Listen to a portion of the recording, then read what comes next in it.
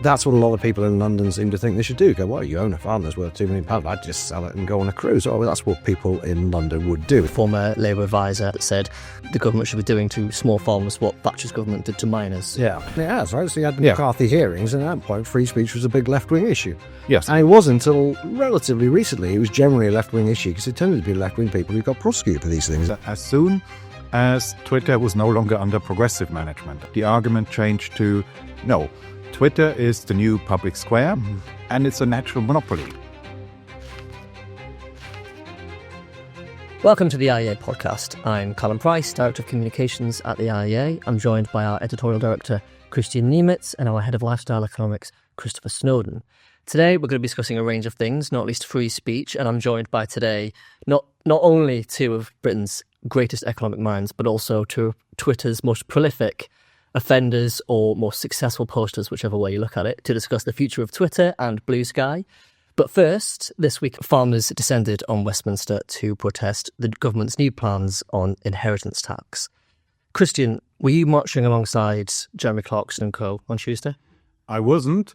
In fact, I'm a bit conflicted on this. So ideally, of course, if we designed a tax system from scratch, from first principles, there would not be an inheritance tax, because it is a distortionary and complicated tax, should ideally not exist at all. And it is, of course, a tax on things that have already been taxed. So whatever you're going to pass on to the next generation, you will have acquired with money that has already been taxed in some way. So it is a form of double taxation. But then there is also the issue that as long as inheritance tax does exist, I wouldn't want a system where you have tons of exemptions, where we'll say, well, we'll treat this asset class different from that asset class, and then we have a special law or special exemption for another kind of asset class, or depending on how you use it or who uses it or whatever. There is a case to be made for whatever your once you have a tax that you apply consistently and at low rates, but for with few exemptions.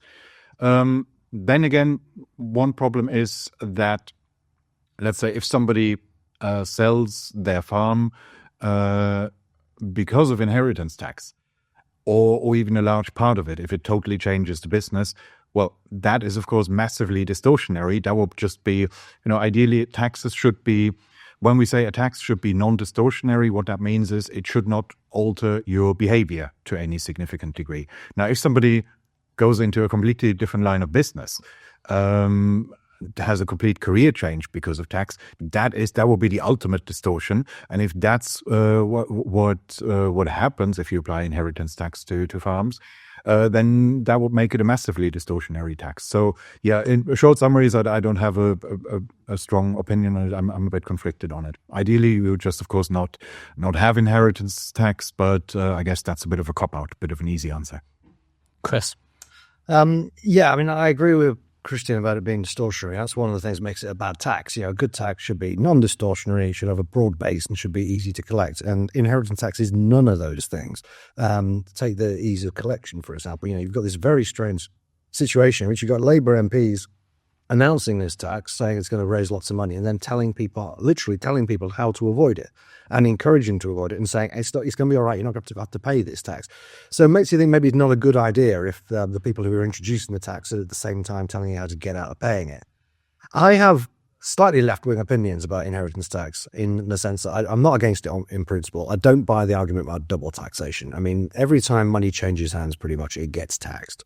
And that's not double taxation. I get income tax when I get my pay slip, and I go to the pub and I pay alcohol duty and pay VAT on that, and the people at the pub pay tax. Every time money circulates, pretty much, it changes hands. And clearly it is a change of hands to go from father to son and mother to daughter. So I'm not against it on principle.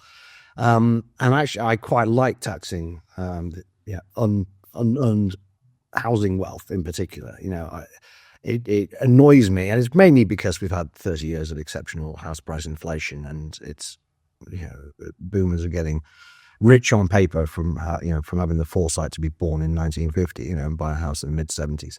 I would be quite happy to see that kind of wealth taxed, because a lot of the time, most of the time, people who are inheriting these houses they're towards the end of their lives anyway, really. You know, they're in the 60s very often when people get inheritance. They've not only got their own house, they've probably paid off the mortgage on that house.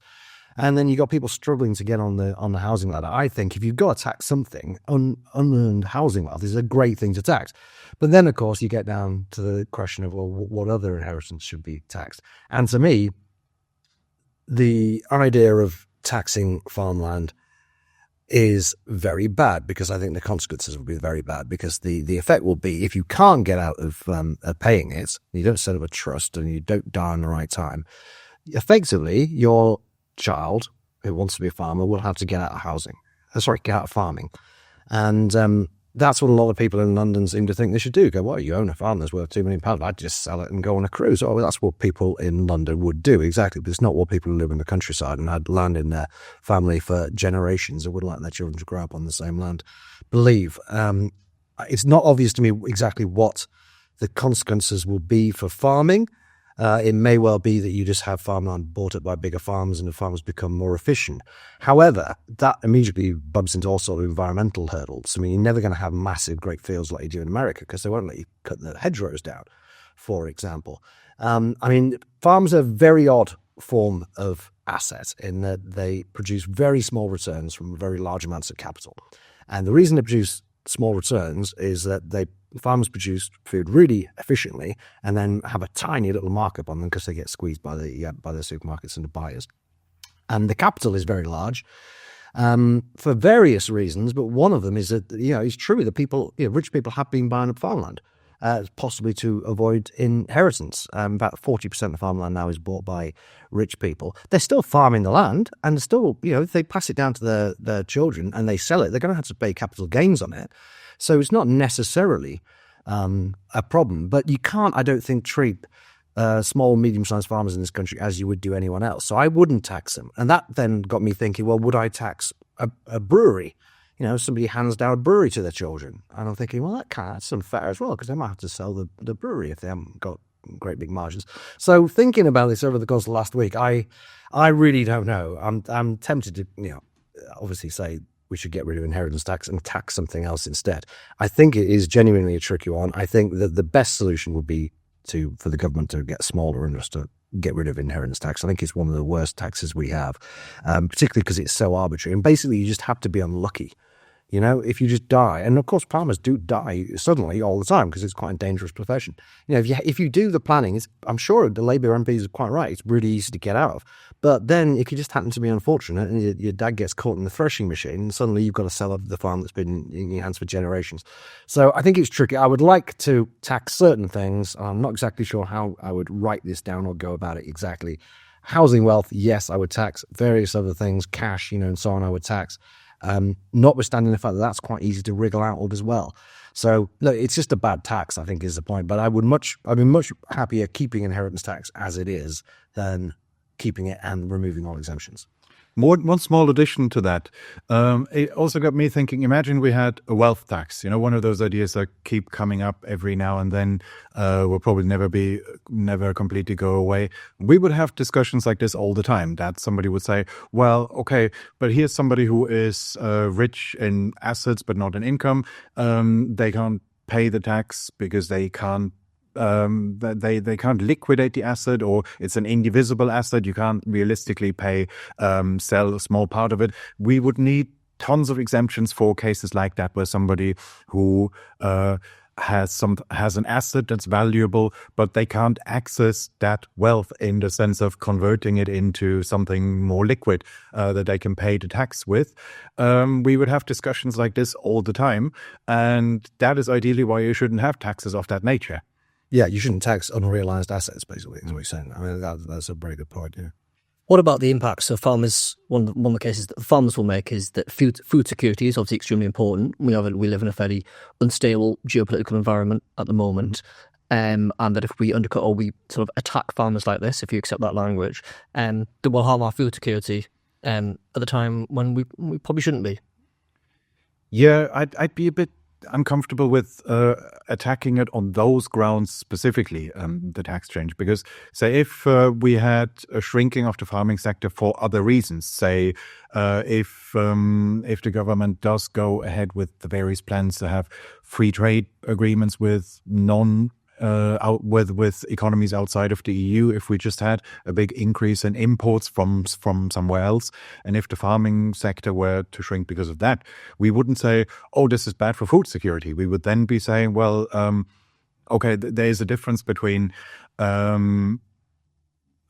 food security and domestic production. Yeah. So you can have security in the sense of having various suppliers around the world, but that doesn't mean that it has to be produced at home. So I say we have a high degree of wine security because if they had a bad harvest in New Zealand or Australia or Chile or South Africa, we probably wouldn't notice because there would just be a reshuffling. We would get more Californian wines or more Italian ones, but we produce almost none of that. It's okay, there is now some wine growing in the south of England, but as a proportion of total consumption, it's totally trivial. And awful wine as well.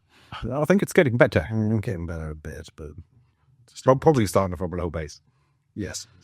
But yeah, that's the difference. You can have security in the supply of something, even if you produce almost none of it yourself. Yeah, absolutely. I saw an interesting statistic that said in 1913, just before the First World War, the UK imported 6% of its calories and Germany only imported 25%. But there were 750,000 deaths because of food hunger in Germany, whereas in the UK there were none, effectively. No, but it could easily have been. I mean, what happened in 1914? Then you get new votes going around, and it was a pretty good example of why you do need some level of food security. And it happened again 30 years later. So I wouldn't discount the importance of security in certain industries. We've obviously just seen in recent years how important it is really to have a certain amount of energy security. And I think anything that's absolutely indispensable, like heat and food, you should be producing yourself in case there is going to be a problem further down the line. I'm not necessarily sure that taxing farmers is going to reduce food security. As I say, it might just mean different people farm it. But I'm a little bit suspicious about the government's motives here. I'm not quite sure what they're hoping to achieve from it, other than get a relatively trivial amount of money. And if the idea is just to, turn all these farms into solar farms, or indeed just to leave them to go wild, because there's a lot of people in favour of this ridiculous rewilding idea. That would be bad. Also, there's another thing which got nothing to do with economics, but is worth considering, which is just the general fabric and nature of the countryside in terms of who's living there and the villages, which have already been heavily depopulated over the years, but could potentially disappear completely pretty much if you've got these enormous thousands and thousands of acres, agribusinesses as they call them. It's not an economic point, I accept, but it's something that some people would like to preserve. Well, it's a topic that clearly can't be separated from beyond economics. There's arguably political motivations on who the Labour government are trying to raise money on. There was a former Labour advisor, I think, from governments gone past that said the government should be doing to small farmers what Thatcher's government did to miners. Yeah, they don't seem to really believe any of that. So most of the defences that I've seen are, well, what you mentioned. They all say, well, with a bit of tax planning, it's not a big deal. You can all easily get around it. Yeah. Well, okay, but somebody has to pay it ultimately, right? If they're banking on increased tax revenue from that, somebody has to pay that. So they're going to get the £500 million from somewhere. They've obviously assumed. And Well, it's not all going to come from from James Dyson. Which we've said exactly that. If the farmers aren't willing to pay the tax, and they need to find money for our NHS somewhere. Yeah, well, the NHS hasn't got enough money, has it? Another £500 million already moved the dial of the NHS. Yes, quite. let's not get started on the NHS. Exactly. We don't have time for the NHS today because there's plenty else to talk about. Recently, everybody's favourite row over free speech has kicked off again because of a story in the press about a journalist being knocked up by the police for a tweet she sent and I think deleted. Without getting to the specifics of specific cases, the free speech argument is once again rearing its ugly head. And it seems that rival podcasts, among others, are putting the free speech argument shall we say, in the low status category of political debate. Kristian, where do you stand on this? Well, yeah, that's the problem with this. So if this was some ultra progressive podcast where they're saying, yes, of course, people who spread hate should all be locked up, then okay, that would be one thing. We would expect them to say that.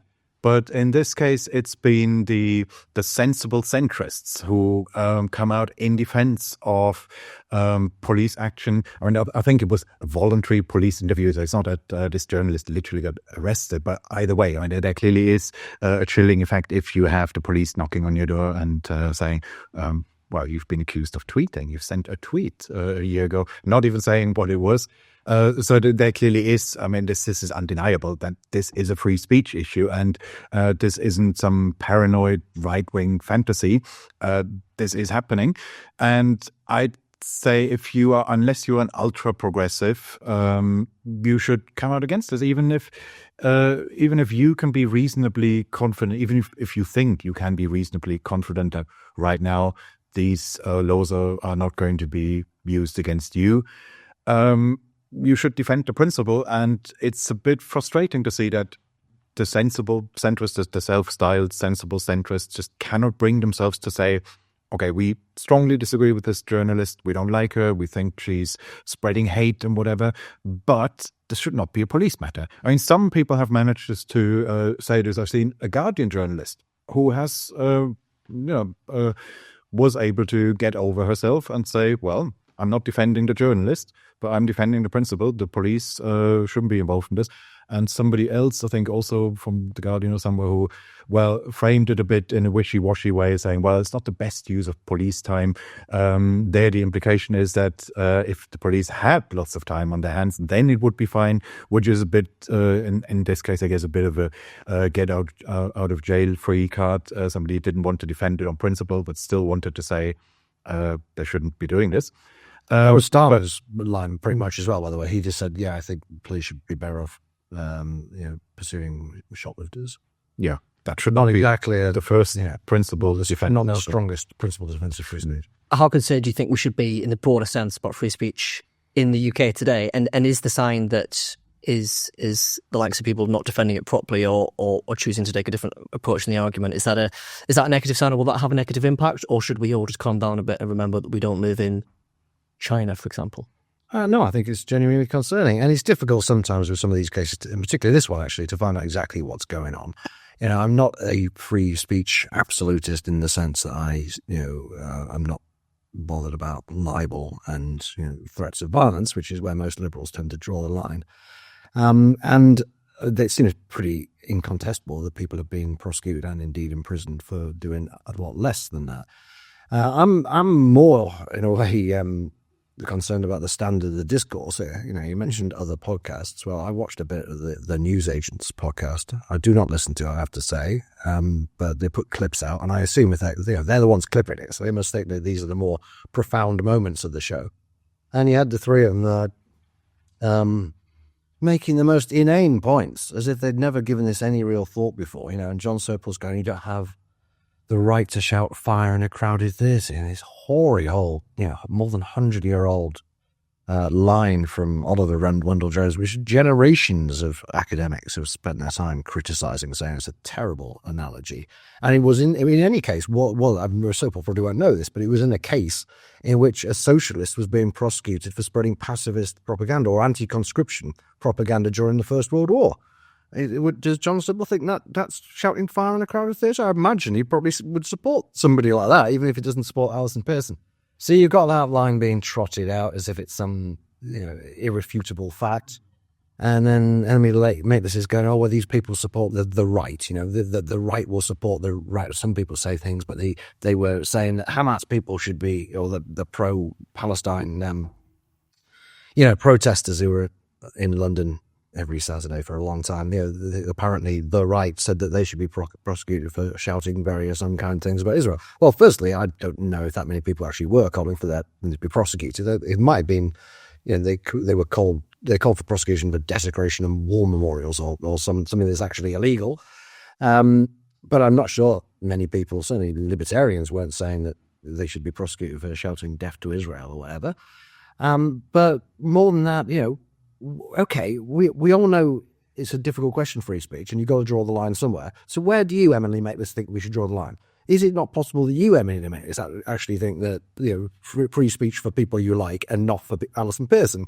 That seems to be, I haven't said it exactly, but that does seem to be your position on it. So it's just an incredibly basic discussion from these people. And it's concerning, really, that journalists in particular never seem to give it a great deal of thought. And as Kristian says, are not prepared to stand shoulder to shoulder with people who are in the same trade at the end of the day. Yeah, I've had the same response when I tweeted about this. There were people replying, okay, but I've trawled through Alison Pearson's old tweets, and here is something that she said that didn't seem very pro-free speech. Okay, maybe so. I'm not defending the person, Alison Pearson, and I'm not interested in that. But even if somebody is inconsistent, even if somebody hasn't their whole life been a consistent defender of free speech, they should still benefit from freedom. They don't be forfeit their right to free speech just because they're hypocrites from time to time. But that comes to what you're saying about the sort of the standard of the discourse, because I think it was the case that there were people on the right. Certainly, Robert Jenrick during the leadership campaign said that people should be arrested the moment they say Allahu Akbar in a public place, which I think he then later had to come out and clarify slightly. But there is an extent to which those on the right, in the more broader sense, how we're sort of much more alert to things during those marches, etc. But that's where we can sort of pat ourselves on the back on the IEA podcast as classical liberals and say we're the ones sat here saying everybody should benefit from free speech, rather than falling into the trap of doing what Maitland is both doing herself and claiming other people are doing, which is only defending. Yeah, exactly. The right will use all sorts of laws against the left, and the left will use all sorts of laws against the right. And they'll be inconsistent and hypocritical, but we're not. We're classical liberals. And there are some people like ourselves and the people at Spiked and so on who take this seriously and genuinely, I think, do not pick and choose. Yeah, but even if that's your argument, that somebody's being inconsistent, in a case like that, where somebody has literally the police knocking on their door because of a tweet, inconsistency should at most be a subsidiary minor point. You should start by saying this is wrong, this shouldn't happen, regardless of the content of the tweet, regardless of the political conviction of the journalist who said it. However, now with that out of the way, here's an old tweet from you. You're inconsistent, you're hypocritical. But that should not be, you can put that in an annex. That should not be the main argument here. Yeah, entirely agree. Do you think it's changed recently? I remember sort of 5, 6, 7, 8 years ago, the free speech argument taking a hold again. But at the time then, it was sort of people at the progressive left would say that they would sort of refer to people defending free speech as like that would be a red flag for somebody. Do you think this whole, if you're defending free speech, it's actually just a sort of slightly mild right-wing thing to be doing, is a new phenomenon? Or do you think that's always been the case? Or where has it come from, do we think? No, I think it is pretty clear that right now, if somebody, if I saw somebody posting something in defense of free speech and I know nothing about their political conviction, I would assume they're probably closer to the political right, for the simple reason that it's pretty difficult to have to imagine a left-wing equivalent of what happened to Alison Pearson in this case. It would be generally if you have the police knocking on your door because of a tweet or something that you said somewhere, some publication, we can guess what that person probably said. It was probably offending some speech code, it was violating a social taboo, and most of the time these would be, that would mean offending progressive sensitivities. You're not going to get the police knocking on your door because you've said something outrageously pro-communist. So that doesn't happen, and it shouldn't happen. But it is just generally... but there have been times when it has, right? So you had the McCarthy hearings, and at that point, free speech was a big left-wing issue. Yes. And it wasn't until relatively recently it was generally a left-wing issue, because it tended to be left-wing people who got prosecuted for these things, and the Unsanity Acts and blasphemy and so on. It tended to be people who were at least in the arts and therefore probably a bit left-wing. Who got prosecuted. And these days it's people, because of the various laws we've got and the concept of hate speech in particular, it will tend to be people on the right or the far right who come a cropper. And therefore, because people are self-interested, it's bound to be, Tommy Robinson is more likely to be speaking out in favour of free speech than, Kath Viner at The Guardian. Yeah, there is an opportunistic element, and it always shows it's always about who's in charge, who is in cultural terms more powerful, right? Of course, everybody is in favor of free speech as long as they are the ones who are at the receiving end of censorship. So one of my favorite quotes here is, can't remember the exact words, but it was, the young Stalin, as long as he was in opposition to the Tsarist regime, he was also pro-free speech, because obviously he was the one getting arrested by the Tsarist police. We later learned he was not against the principle of an oppressive police state arresting people for things they say. He just didn't like being the one who gets arrested. Which brings us nicely on to the new social media divide between X and Blue Sky. So in recent days, Blue Sky's been gaining around 1 million users a day. X deactivation spikes after the US election. Are the people who are in charge, in the way you say, in the cultural norm, has that been slightly subverted by Elon Musk's ownership of X? And is that what has precipitated a bit of a move towards Blue Sky? Is this a free speech issue, or is this actually good free market competition and a better platform springing up? What's your takes? Whether it's better, I don't know, but it certainly shows that you can have a competitive market in social media platforms. So I remember, first of all, that there was a big change in the debate around that once Elon Musk bought Twitter, because before then, a lot of people got kicked out of it or had tweets taken down by the management, by the people who do the content management. And generally, the progressive view on that was, at the time, not a problem, because Twitter is a private company. So they were making the libertarian argument. It's a private company. They don't owe you a platform. They don't owe you an account.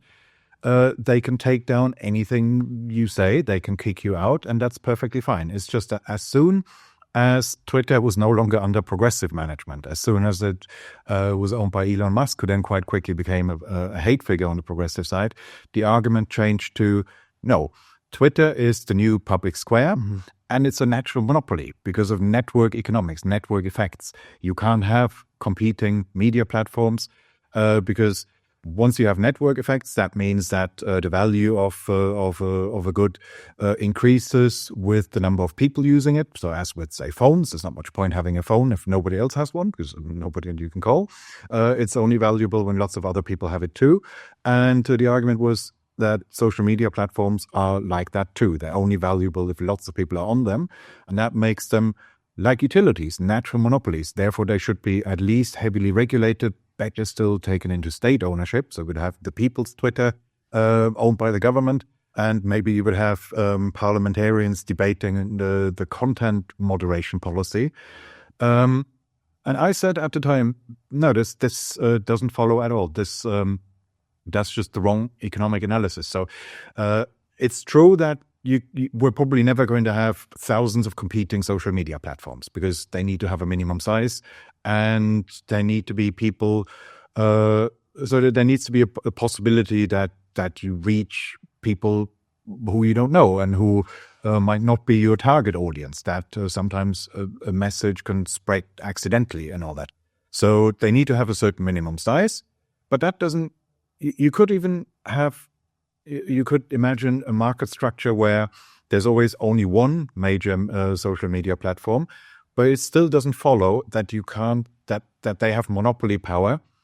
All it means is that the switch from one social media platform to another isn't going to consist of hundreds of thousands of people deciding completely independently of each other, I'd rather try this other one.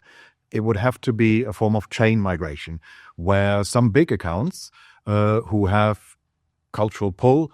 The Guardian. Yeah, The Guardian. I could also name certain individuals who have a big following. You could say, in some cases, a cult-like following.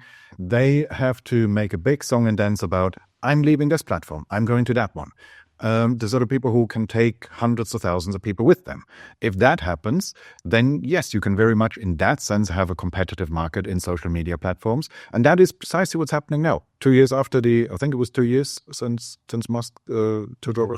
Yes. And that's precisely what's happening now, that you just have a lot of high profile big accounts, not just switching, but also telling everyone about it, shouting about it from the rooftops, and lots of their followers switching with them. And this shows this can be a competitive market.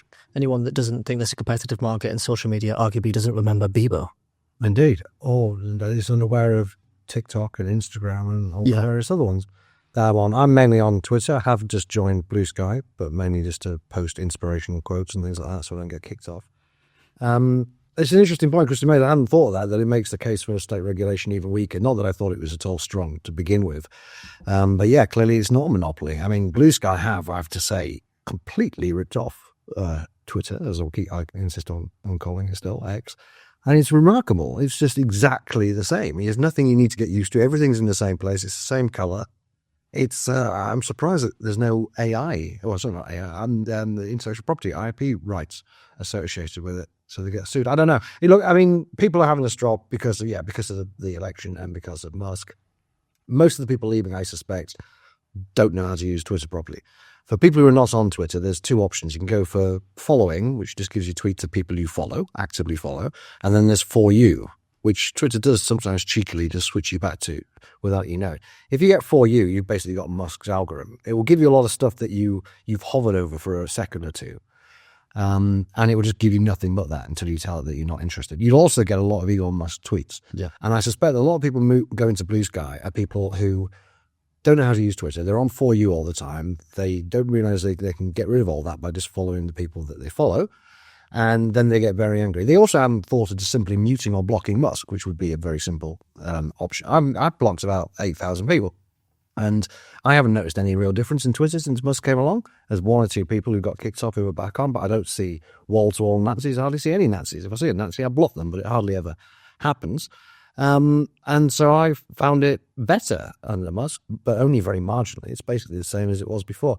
So, yeah, people are having a strop. I don't think Blue Sky will probably work long-term. I think it probably got enough legs to keep going, I guess. But it really is an echo chamber from what I've seen. And the network effects still, are important. It's better to be on a site that's got got every major person you're interested in, rather than a lot of columnists from The Guardian. Is there a responsibility for people with different views to what the echo chamber would be to insert themselves into that echo chamber to stop it being such? If you think that Blue Sky is getting, but then we may end up in a place where we have X for the people on the right and we have Blue Sky for the people on the left. Maybe. That'd be, considering what we were talking about earlier, the deterioration of political debate over free speech, for example, does that not further entrench those positions? It might do, but I don't think anyone's got any responsibility to plow into something that you're probably going to get kicked off pretty quickly. I don't think that Twitter will turn into a right-wing echo chamber. I don't think it is. It's not at the moment. I don't think it ever will be, because there's just too many people on there. And bear in mind, most people on Twitter aren't even interested in politics, right? It's not a political platform per se. It's just that we think it is, because that's what we tend to tweet about. I think Twitter will be absolutely fine unless Musk makes some horrendous mistake with it. And he has done one or two odd things with it over the years. And I suspect Blue Sky will gradually fade away, and maybe when the Democrats get back in 4 years, we'll see a whole lot of people say, it's safe to come back now, or some rubbish like that. But it would just be an excuse, because they've been lonely on Blue Sky. There are a couple of differences between Twitter and Blue Sky on the technical level. But one of them that I've noticed is the adverts, and I wonder is that I just see a lot more adverts on Twitter than I do on Blue Sky. But I wonder if that's the sort of thing that will slowly happen to Blue Sky if people do end up moving across. But we will see. You only really get the ads, well, you don't only get them, but you mainly get the adverts and the replies at Twitter, which is why people are really trying to farm it to make money. Will always leave you with some sort of cliffhanger to make you look at the replies. And my very brief experience in Blue Sky is you don't get very many replies, likes, reposts, or anything else. I don't mean me personally, I mean other people. Even quite high-profile, high-status tweeters are getting, best 100, 200 retweets. And so there's not that many replies there. And also they might be deliberately toning down the advertising to start with, just to get people on it. Chris, but it is quite pathetic that somebody would leave Twitter because it's not left-wing enough. I mean, come on. Twitter is a platform, right? It doesn't matter what views Elon Musk has. Okay, he can promote his own tweets, but he can't suddenly change the entire composition of the platform. And, well, when we say Twitter, we mostly mean British political Twitter. And of course, not people who tweet about football, whatever. If these are mostly Corbynites or James O'Brien fans, then that is the dominant political orientation of Twitter. It's simply the orientation of the users. And Elon Musk hasn't changed that. It is now a bit more varied because under the old management, there was more content moderation, censorship, if you want to call it that, against right-wing accounts, who are now back and who, well, I guess feel a bit emboldened. So it is a bit more varied. It used to be, quite clearly just a Corbynite echo chamber. Now you get some mad right-wingers too. So it hasn't necessarily improved by becoming more varied. You just get different brands of crackpots now. Still follow them. Again, I know it doesn't. I like for not being able to use Twitter probably. If you really hate them, block them. If you like them, follow them, and stick to the following, not the for you, and your experience will be fine. Yeah, I change everyone I follow. I would think it was a left-wing echo chamber. Yeah, I don't particularly mind it. I mean, there is also something to be said for using it as a bit of a freak show and use it for the entertainment value. I mean, that is also the best bit about it. I'm just saying, if you use it in that way, it would all have been people who are a bit mad in one direction, and now you get different flavors of madness to choose from. Yeah, and also the people who are the really big hitters on Twitter, I don't think they really look at the replies. So if James O'Brien, I don't know why I pick on him because I don't think he said he's leaving, is he, unfortunately? But yeah, if he thinks it's full of, right-wing abuse or whatever, just post your little video of you owning somebody on LBC and just leave. But post it on Blue Sky as well, stick it on Instagram, do it on TikTok. You don't need to read anything I don't see how you stand to lose anything just by posting stuff on there. Yeah, no, it's all relative. I think the people who are leaving now or who announce that they're going to leave, they're just the people who used to see Twitter as, they're not used to anyone contradicting them. Anyone saying, whether it's in an abusive form or just somebody saying you're wrong. It used to be just like their living room where everyone agrees with them. And since it is now a bit more varied, it is no longer the case that so if you're a bit of a Twitter diva, and again, could name some people here, you're used to just the replies all being all just cheering you on, telling you how great you are, then, okay, it could be that now your experience is going to be a bit different. The replies are probably going to be a bit more varied. He might be right. I don't know. But I think someone like Owen Jones, for example, has always received a huge amount of abuse on Twitter, even when it was the so-called left-wing echo chamber. I just don't think it was. I think it's always been very, very varied, and there's always been a lot of horrible people on there, and it hasn't really changed. Except for, insofar as it's got a bit more right-wing, it's because the left-wing people left. Yes. But that's entirely their doing. So they're making it more right-wing and then complaining. It's a circular argument.